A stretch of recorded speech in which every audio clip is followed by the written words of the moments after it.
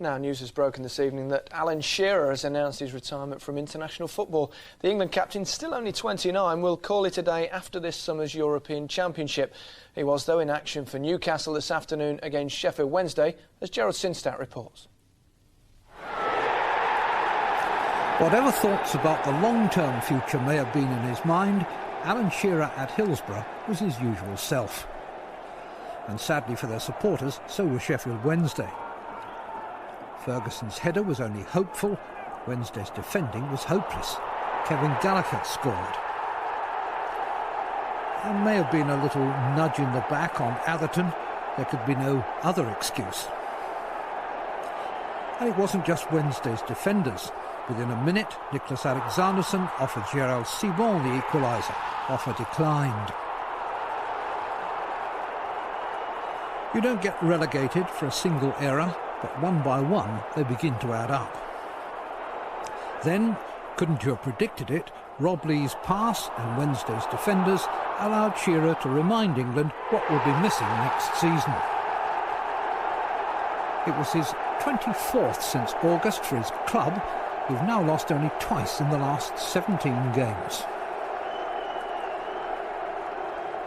But back in the northeast later tonight, Shearer's decision was still top of the topics. In my opinion, he could have gone on at international level perhaps another 2 seasons, 2 years, perhaps. But he wants to come out of it at the very top when people remember him as a fantastically, great international player. I applaud him for that. Not yet 30. Alan, how surprised were you at that decision?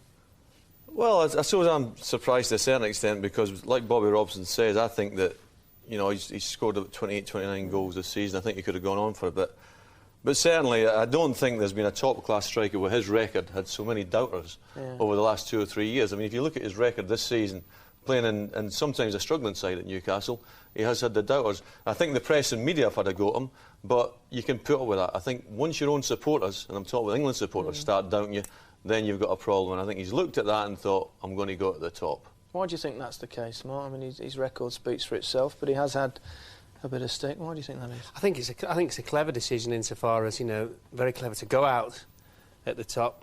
I don't really know, Gary, to be quite honest with you. I'm just wondering about the scenario going to Euro 2000. What if he ends up top scorer? Well, 5 or 6 must be a tremendous, please stay, Alan, please stay. Well, you're allowed to change your mind. Well, exactly. So maybe he's going for the double whammy. Maybe he's going to score 4 or 5 in Euro 2000. The whole country's going to go, please come back and play for England. But it's very, very early for such a talented player. But especially with a man who's so hungry to score as well. Why make the decision now, Alan? Why not make it at the end of the European Championship?